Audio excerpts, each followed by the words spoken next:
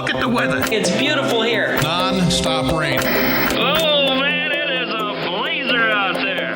It's cold and it's shivery. It is cold. It's really coming down here. I really enjoy your weather reports. From the All Indiana Podcast Network, we're talking weather in a whole new way. From historical events to what's coming up, plus weather news, science, safety, fun facts, and more. I like where this is going. This is Weather Weekly. Weather Weekly with Wish TV Storm Track 8 meteorologist Marcus Bailey. Hello again, episode number 36. Good to be with you here on this week's episode of Weather Weekly. I am your host, Marcus Bailey of Wish TV in Indianapolis, Indiana, and we're rolling right along here through the middle of October, just flying by, and man, start finally feeling like fall here over the weekend. It was fantastic. Had some pretty warm air over the past, couple of weeks here for October, but here we are. We finally had some numbers dipping into the low 40s and upper 30s in some spots, both Saturday and Sunday morning, and even had that on Monday morning, and highs in the 60s. It was just beautiful. Hopefully you were able to get out and enjoy what was a splendid fall weekend, and more of that to come here, and we'll talk about that in the forecast. I'll tell you what, pretty quick here on the intro with the weather headlines. Not much going on. I did want to start with the Indiana crop report. Obviously, we've had some rain that's kind of delayed a little bit of the progress in the field, but not bad. Now, this is as of the 10th. So we've been pretty dry over the past week or so. So the new report will come out when this podcast actually drops. So we're kind of a week behind, if you will. So this is the October 12th report, but it is the most recent report to that point. We had about, let's see here. Looking at the report said that rain's kind of hampered some things in terms of getting some harvests going. We're up to 20%, it looks like, of fields harvested. The 5-year average is 19, so we're not bad. That's corn for grain, and soybeans harvested at 13%, and the 5-year average is at 13. So it looks like we're running right on schedule there, and I would venture that number is going to bump up quite a bit now that we did have some dry time over the last week to week and a half here. And the good news is corn, 56% in good condition, 22 in fair, and 14 in excellent. And you have less than 10% in there, either very poor or poor condition. Same thing with soybeans at 55% good, 13% excellent, 23 fair, and less than 10% classified as poor or very poor. So it's been, pretty good here. So moving along there on the harvest season here. I think it's also worthy of noting now, yes, we have cooled things down, so it's going to bring the temperature down. But to date, and I'm recording this on the 18th of October, Monday the 18th, through the 17th, so a little over halfway through the month. And we are now, to date, ranked third warmest October with an average temperature of 66.7, only surpassed by 2007, which was an average temperature of 67.0, and 1879, which is an average temperature of 72.9. So I don't think that number one spot is obtainable there, but we're going to have some days in the 70s here early on. So we may see that number kind of either hold steady or rise a little bit here. We've had some cooler mornings, so that could help fluctuate that a little bit, but goes to show you how warm it has been here for the month of October. Nothing really major on the national headlines here, or internationally speaking, it's been extremely quiet. We did briefly touch on the severe weather out in the plains last week, but since then it's been extraordinarily quiet. And even on the tropic front, we're about 6 weeks out, officially closed down the hurricane season in the Atlantic, but it is quiet and no signs of any significant development here over the short term. Forecast models keep things pretty quiet, and no tropical cyclone activity expected over the next few days out in the Atlantic, Eastern Pacific, or the Central Pacific. And that's not a bad thing. We will take that. That's a good thing. And that'll do it for headlines here. I know I've told you I was going to be real quick and to the point. Coming up, we're going to talk about what is this? I like to do these every once in a while. And since I like to try to stay topical during the seasons, we're going to talk about frost formation and how that happens. And it kind of correlates with, dew formation and dew points and all that other stuff. And so we're going to tie it all in together and talk about when we can expect frost here in central Indiana. That's coming up next here on Weather Weekly. Audible's romance collection has something to satisfy every side of you. When it comes to what kind of romance you're into, you don't have to choose just one. Fancy a dalliance with a duke, or maybe a steamy billionaire. You could find a book boyfriend in the city and another one tearing it up on the hockey field. And if nothing on this earth satisfies, you can always find love in another realm. Discover modern rom-coms from authors like Lily Chu and Allie Hazelwood, the latest romantasy series from Sarah J. Maas and Rebecca Yarros, plus Regency favorites like Bridgerton and Outlander. And of course, all the really steamy stuff. Your first great love story is free when you sign up for a free 30-day trial at audible.com/Wondery. That's audible.com/Wondery. All right, it is episode number 36. Thanks for tagging along here as we are rolling along in the middle of October. And we started getting some cooler temperatures, starting to feel a little bit more like fall. So I like to try to stay on topic with some of these podcasts. And we are getting to the point now where we start to feel the chill a little bit. And that does include frosts and freezes that we typically see around this time of year. Let me kind of walk you through. So I'll get to the definition of frost and how it forms and such. But I do want to get to kind of the average dates of when we see typically these things. We usually see our first frost in central Indiana, Indianapolis specifically, on October 17th. So we're already past that date. The earliest we have had frost is September 23rd, 1995. And the latest was November 10th, and it wasn't that long ago, back in 2016. So that was our first frost. Our first freeze typically is, and I go hard freeze, which is 28 degrees. That means the entire area basically is below freezing, okay? But you could say 32 is when, you get your first freeze, is usually October 26th, which we're coming up on that date. And we haven't really been close to it. The first kind of widespread freeze statewide is typically November 5th. So we're a little bit of ways from that. The latest has been December 3rd. That was back in 2004.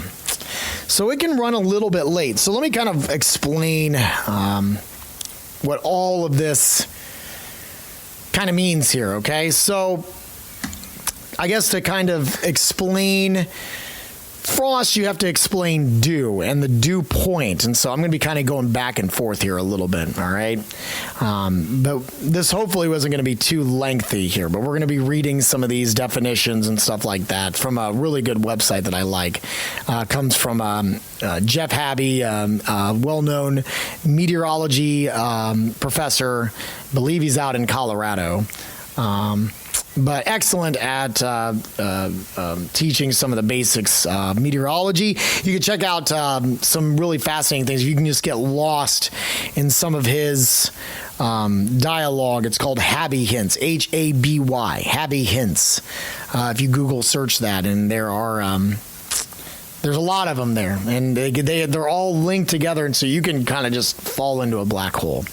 So to get into frost and to get into dew point, you have to first kind of get into the definition of dew, which is defined as morning condensation, is very common in some regions, can easily be forecasted. The favorable weather elements for dew include clear skies, light winds, decent soil moisture, and low nighttime dew point depressions.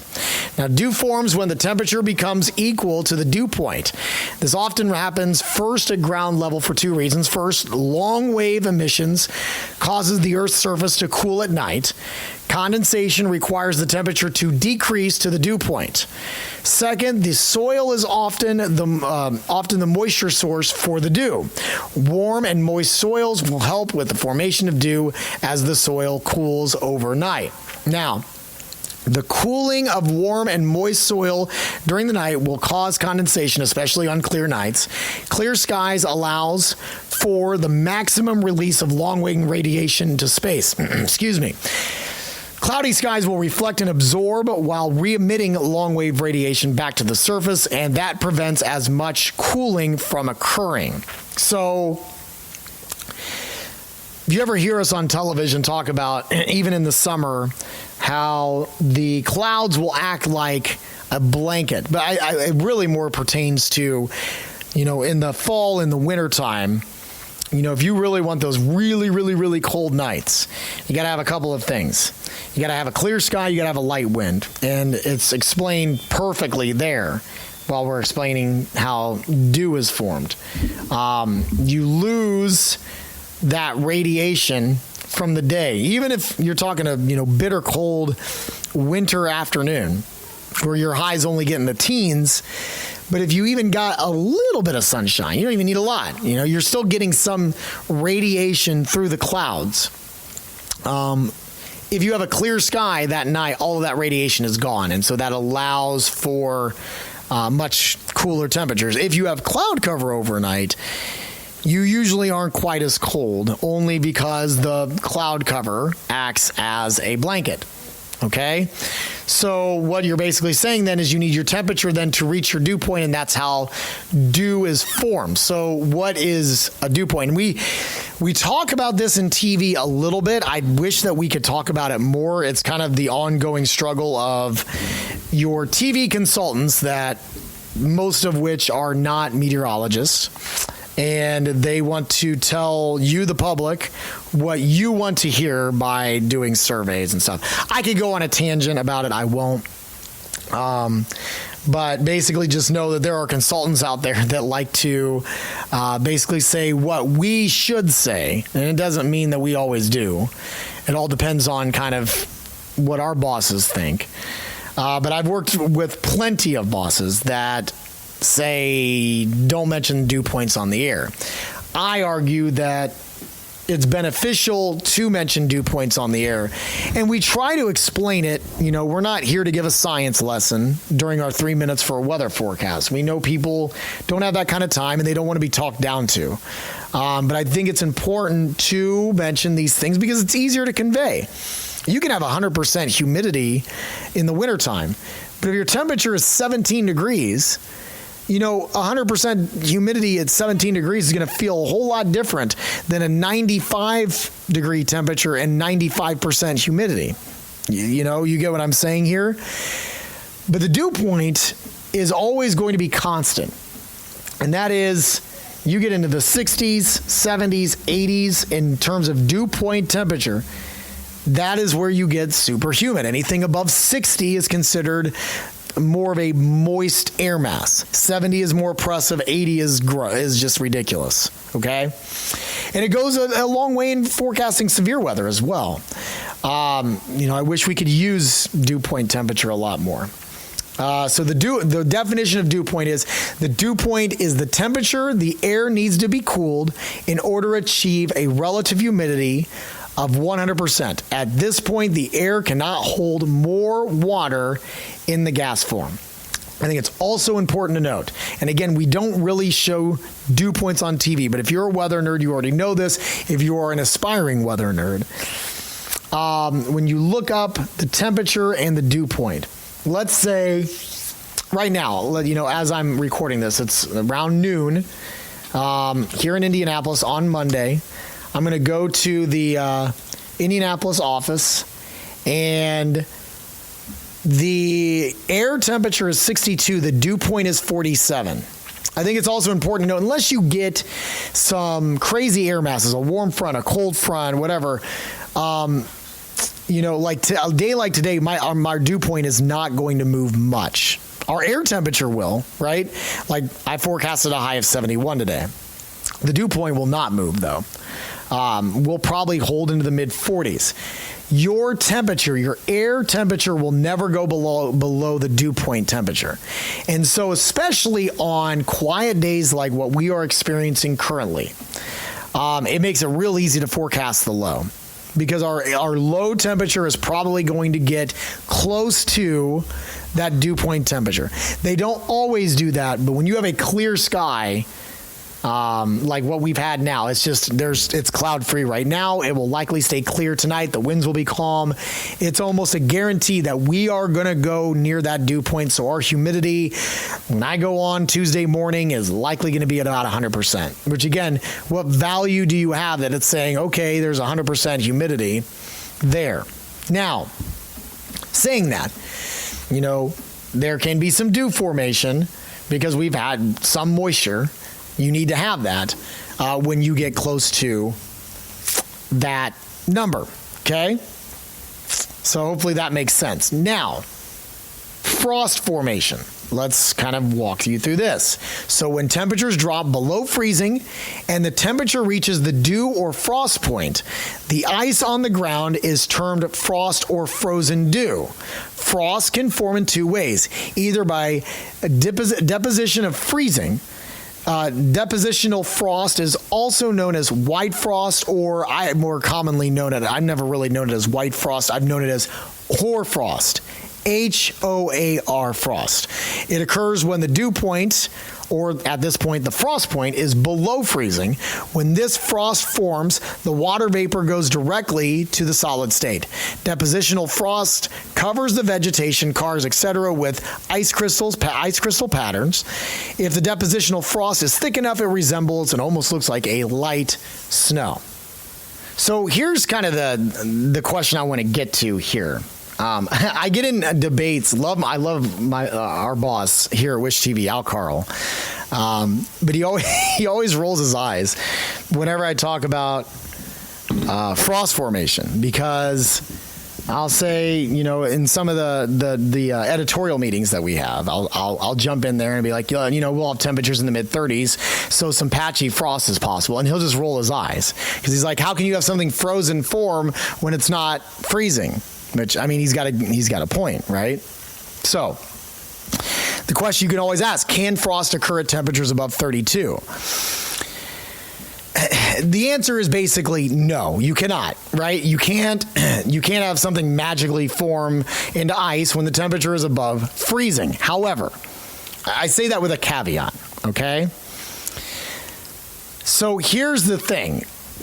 Let's assume, I'm going to do it on a broad perspective, but think about it out of your house.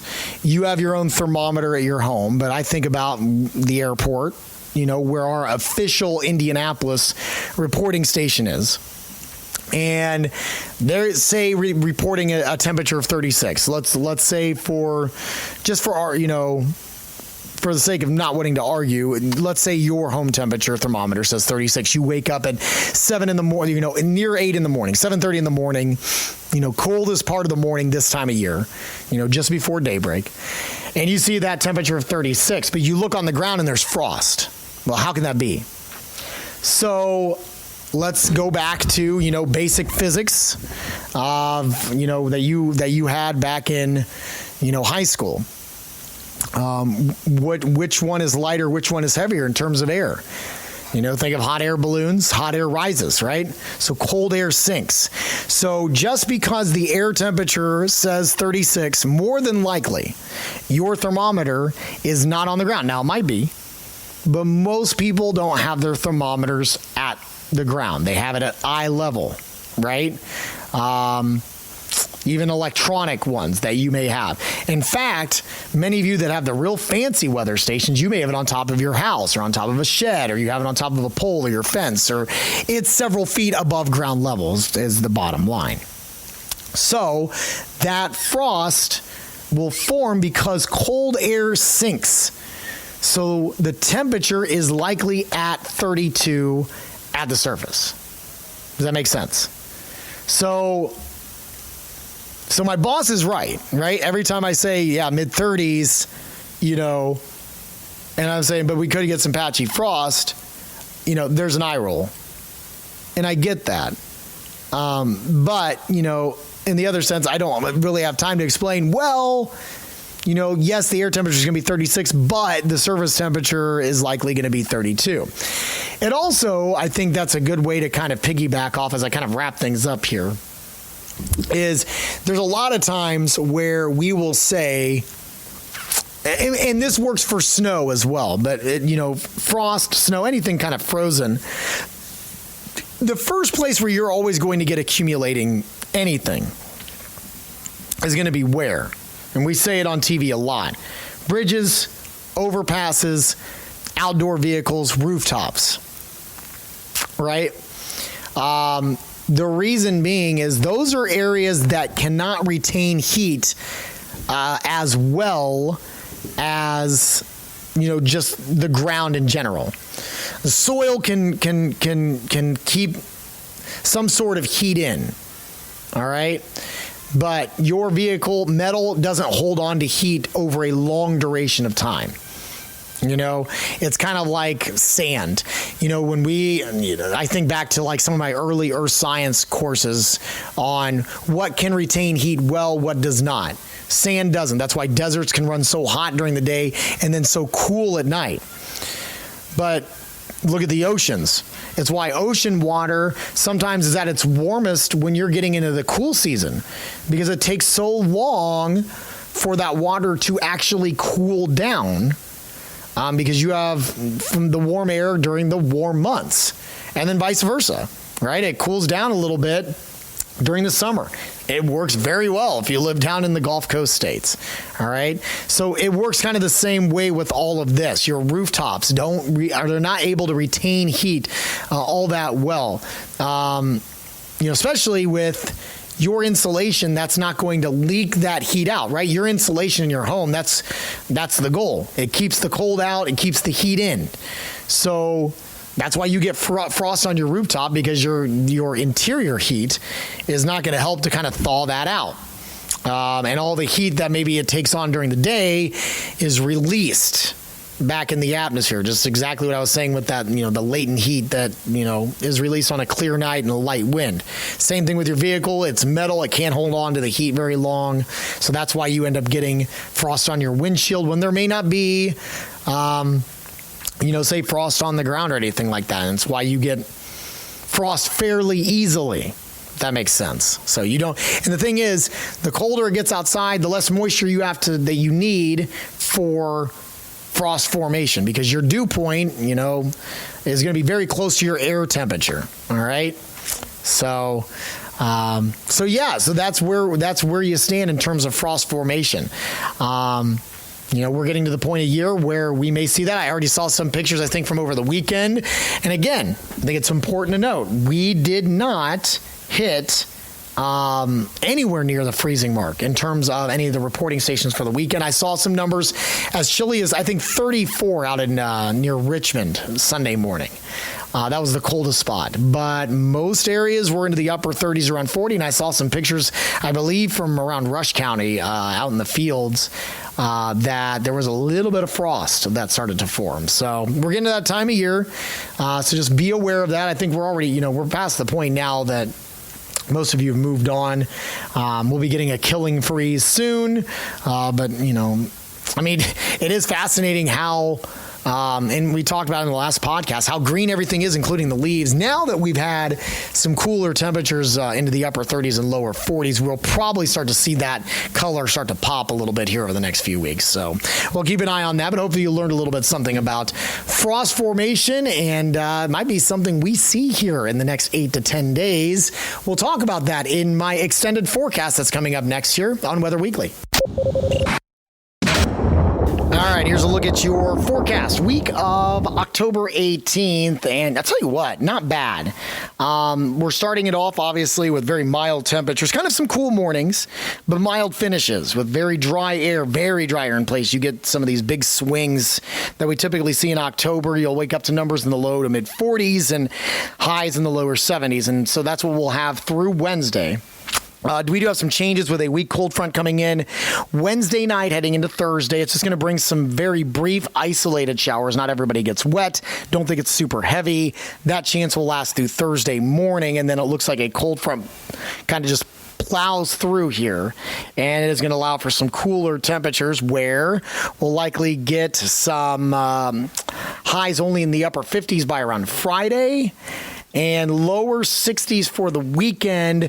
We will see about the overnight lows. I'm not overly impressed with how chilly it gets. I do have us getting maybe in the lower 40s by around Sunday morning. That could lead to some outlying areas sneaking into the mid and upper 30s. And as we just talked about here during the podcast, that could be cold enough, possibly, to get some patchy frost. So we'll keep an eye on that, but it doesn't look like it's going to be real chilly. I think that's not going to be a widespread issue. 6 to 10 day outlook here. Above average temperatures and actually above average precip 8 to 14 days. Again, above average temperatures. And it looks like near normal precipitation expected. 1 month. This is the revised October outlook. So for the second half of the month, again, above average temperatures and above average precipitation for much of the state. And again, that will take us through the middle of November. So there you go. We're moving right along, and it's hard to believe that we're going to be closing out next week will be the last full week of October. Next podcast will be the last podcast for the month of October. So we're just flying by. Appreciate your time here. Hopefully you learned a little bit something here. And we always appreciate your feedback. Love to hear it. What you like, what you don't like, and some ideas that you might want to hear, whether it's topic-based or an interview. We'd love to hear your suggestion. You can email me anytime at marcus.bailey@wishtv.com, or you can reach out on social media, Facebook, Marcus Bailey Weather, or you can find me on Twitter and Instagram. Just search for @Marcus Bailey. And be sure while you're kind of perusing the podcast here to make sure to check out all of my friends and colleagues' podcasts, all part of the All Indiana Podcast Network. We will talk to you again next week. Discover more from Storm Track 8 Weather and Wish TV. Online at wishtv.com, and when you follow Wish TV on Facebook. Plus, be sure to check out more great podcasts from the All Indiana Podcast Network now at allindianapodcastnetwork.com.